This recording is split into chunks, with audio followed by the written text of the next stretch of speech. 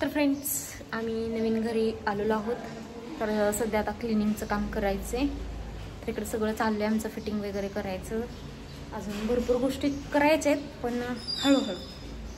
आता सुरुवात आहे. आता बरं पहिल्यांदा क्लिनिंग करतोय, त्यानंतर मग बाकीचं.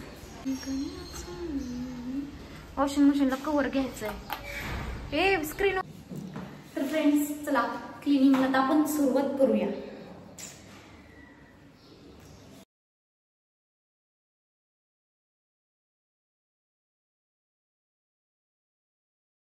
तर फ्रेंड्स, नवीन घरामध्ये तर आम्ही शिफ्ट झालो. ज्या दिवशी सामान टाकलं आम्ही, त्या दिवशी आम्ही रोहितच्या फ्रेंडच्या घरी गेलो. तर तुम्हाला मी पाठीमागच्या व्लॉगमध्ये म्हटलेच आहे. दुसऱ्या दिवशी आले आणि त्यानंतर इकडे क्लिनिंग करायला घेतलं. तर आम्ही 2-3 दिवस झालं तिकडंच राहत होतो, कारण खूप सारा पसारा होता आणि मी खूप कन्फ्यूज होते की कुठं काय लावायचं, कुठं काय नाही. आणि घर जास्त काय खराब नव्हतं, कारण ऑलरेडी त्याच्या घरामध्ये फॅमिली राहत होती. आम्ही याच्या आधी एक ते 2 दिवस अगोदर ते गेलेले होते. आम्ही बघायला आलो त्यावेळेस पण ती फॅमिली इथंच राहत होती. तर त्यामुळे काही जास्त घाण नव्हतं, पण कलर वगैरे दिला होता घराला, त्यामुळे थोडंसं कलरचंच घाण झाली होती. बाकी काय नाही, बाकीचं सगळं क्लीन होतं. त्यामुळे मला जास्त वेळ गेला नाही क्लिनिंगला. किचन पण सगळं क्लीन होतं, असं काहीच खराब नव्हतं किचन पण की जास्त हात दुखेल असं. कारण पहिल्या घरामध्ये गेलते त्यावेळेस खूप फरशी ती खराब होती, सगळी चिकट फरशी झालेली होती. पण असं इथे काय असं नव्हतं एवढं. फक्त डोर वगैरे थोडंसं क्लीन केलं मी, कारण स्प्रे होता. तर म्हटलं की नाही, काय नुसतं स्प्रे करून पुसून घ्यायचे. थोडंफार डोर खराब होते, बाकी काही नाही. कारण शक्यतो डोर वगैरे कोण क्लीन करत बसत नाही, त्यामुळे पण मी करते. त्यामुळे मी इकडे क्लीन केलं थोडंसं. तर ब्रश माझा विसरला होता त्याच घरी, थोडंसं सामान राहिलं होतं तिकडं, म्हणून मी इकडे झाडूनच ते क्लीन केलं. आणि इकडे कारभाऱ्यांना बघ कसं कामाला लावलं आहे. तर तुम्हाला माहीतच असेल की आमच्याकडे काही जास्त सामान नाही. फ्रीज, वॉशिंग मशीन आणि देवघर सोडलं तर हे कबर्डसुद्धा इथं रूम मालकांचंच होतं. ते त्यांनी नेलं नाही त्यांच्यासोबत, त्यामुळे ते असंच आहे. तर हे एक बरं झालं की आता आम्हाला आमच्या वस्तू आणि कपडे वगैरे ठेवण्यासाठी एक झालं कबर्ड हे. कारण आत्ता घ्यायला लागलं असतं नाही तर मला, त्यामुळे ते खूप छान झालं की कबर्ड आयतं भेटलं आहे आम्हाला. थोडे दिवस का होईना पण घ्यावं तर लागणारच आहे, कारण प्रत्येक वेळेसच देव असा मेहरबानी करेल असं नाही. कारण पहिल्या रूम मालकाचं पण कबर्ड होतं, त्यामुळे सुद्धा आम्हाला तिथं पण गरज नाही वाटली. पण आता लवकरच घेऊ. त्यानंतर मग इकडं क्लिनिंग केलं सगळं. बऱ्यापैकी सगळं क्लिनिंग झालं होतं, फक्त रॅक नव्हता, त्यामुळे किचनमध्ये खूप जास्त पसारा होता. कारण किचनमधली भांडी वगैरे मी बाहेर काढलीच नव्हती, कारण खूप असं रॅक नसल्यामुळे माझी इच्छाच नव्हती काढायची. त्यामुळे पहिल्यांदा किचन क्लीन केलं आणि त्यानंतर मग तिथे सामान आणून ठेवलं. तर आत्ता तुमच्या सर्वांच्या कमेंट्स येत आहेत की होम टूर दे म्हणून, पण इतक्या लगेच पॉसिबल नाही होणार, कारण अजून आवरावर चालले. अजून थोडंसं मला घर डेकोर करायचं आहे, त्यानंतर मी देईन तुम्हाला. पण लगेच तरी पॉसिबल नाही होणार, थोडंफार व्हिडिओमध्ये दिसेल तसंच सध्या तरी बघून घ्या, कारण थोडासा आपल्याला वेळ जाणार आहे. अजून मला थोडंसं घरामध्ये सामान घ्यायचं आहे. हॅलो फ्रेंड्स, तर साफसफाई झाली आहे बऱ्यापैकी. एक थोडीशी राहिली, 70% तर झाली आहे, म्हणजे क्लिनिंग झाले. आता हे सगळा पसारा लावायचा आहे जो घरामध्ये पडलाय. तुम्ही बघू शकता, अस्तवस्त काय म्हणते, इस्तवस्तर नाही, अस्तवस्तच ना, जाऊ द्या, अस्तवस्त हां पडलाय. तो आता हे करायचा आहे, लावून घ्यायचा आहे. भांड्याचं कपट आणायचं आहे, कारण ते पण नाही, कारण इथं रॅक नाही आहेत तसले, त्यामुळं.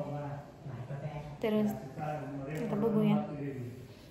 आता आंघोळ करते पहिल्यांदा, क्लिनिंग झाली आता. तर फ्रेंड्स, माझं बऱ्यापैकी आवरून झाले. आता थोडंसं राहिले, म्हणजे कपडे वगैरे. मी तेच म्हणते, माझी मोबाईलची क्लॅरिटी हल्ली. थांब 2 मिनिटात एवढं एंड करू.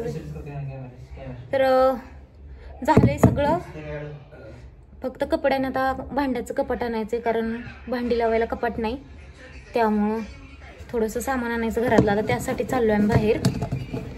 कपडे पण पडले तिकडे, मला सुचत नाही कपडे कशी लाव, कारण कपडे जास्त आहेत आणि जागा कमी पडते, त्यामुळे ना तसा ढीक साठून राहिलाय. चला आता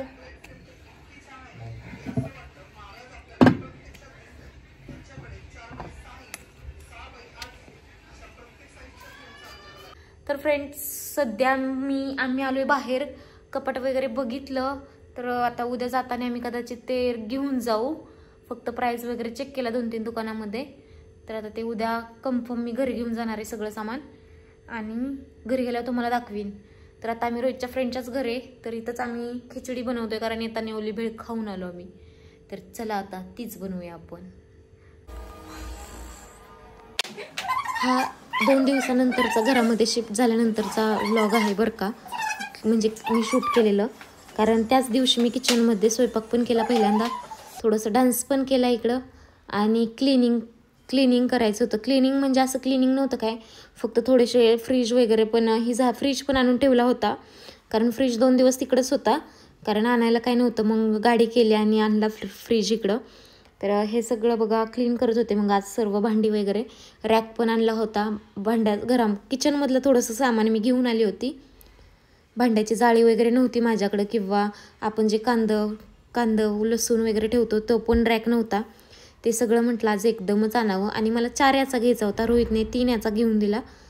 तर असं झालं की मला रोहित नको बोलला 4 याचा, पण आता ते पुरत नाही आहे. भांडी बरोबर बटाटा वगैरे सगळं बसतं 4 याचा असल्यानंतरनी, पण कांदा आणि लसणामध्येच ते फुल होऊन जाते. तर किचन खूप छोटंसं आहे. मला त्या किचनची सवय होती, कारण ते किचन असं मोठं होतं. किचन वाटा, या किचनमध्ये स्पेस आहे, पण किचन वाटा थोडासा छोटा आहे.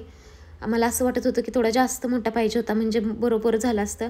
पण ठीक आहे, आता त्याच्यातच ॲडजस्टमेंट करायची सवय लागेल मला, कारण ते किचन खूप मोठं होतं. त्यामुळे जरासं मला तिथं असं काय म्हणतात पसरवून कुठेही काही फेकायची सवय होती. त्या घराच्या मानाने हे घर खूप मोठं आहे, पण किचन वाटा थोडासा छोटा आहे. आणि त्यातून माझी गॅस शेगडी पण खूप मोठी आहे. हौसने घेतली, पण आता स्पेस खूप घेते ती, पण चालायचं. त्यानंतर मी भांड्याची जाळी घेतली. इथे पण रोहित बोलला की छोटीच घे, मोठी नको. खरं तर पुरुषांना काय माहीत नसतं यातलं, पण तरी पण नको करतेत, आणि मग नंतर आपल्यालाच प्रॉब्लेमला फेस करावं लागतं.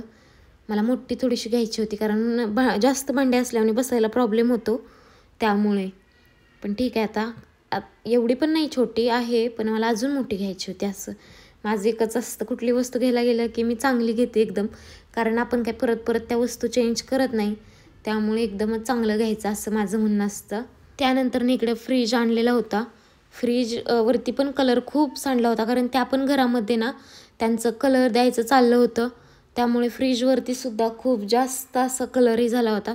मग म्हटलं की आता स्प्रेने क्लीन करावं, म्हणून मग स्प्रे घेतला आणि कापडाने क्लीन करायला घेतली.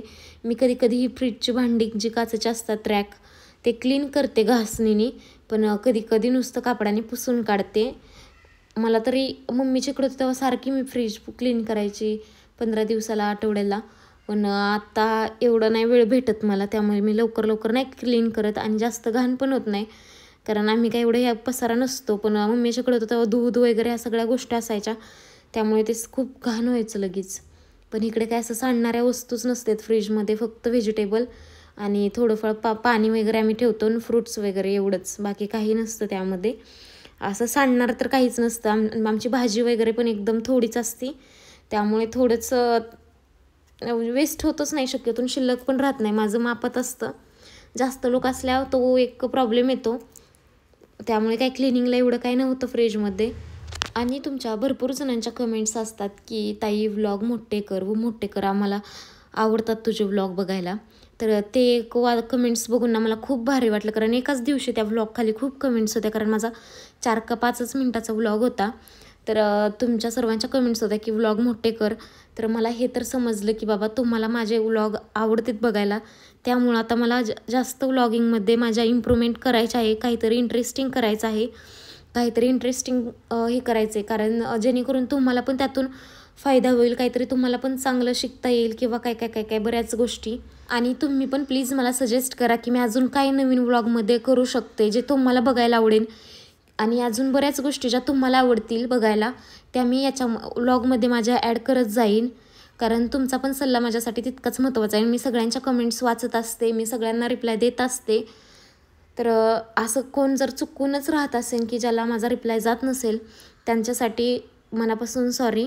पण सध्या आता माझ्या पण डोक्यामध्ये चाललं आहे की व्लॉगिंगमध्ये थोडंसं इम्प्रूव्हमेंट करायचे, काहीतरी इंटरेस्टिंग गोष्टी करायच्यात. तर एवढंच मला इम्प्रूव्हमेंट करायचे. तर व्हिडिओ आवडला असेल तर नक्कीच व्हिडिओला लाईक, कमेंट, शेअर आणि सबस्क्राईब करून जावा. कारण तुमचा सपोर्ट माझ्यासाठी खूप महत्त्वाचा आहे. कारण तुमच्या सपोर्टशिवाय मी नाही आणि जेवढं तुम्ही सपोर्ट करचाल तेवढं मलासुद्धा भारी वाटेल आणि तेवढीच मी इम्प्रूव्हमेंट करायला मला मदत होईल. तर चला भेटूयात आपण नेक्स्ट व्लॉगमध्ये. तोपर्यंत बाय, टेक केअर.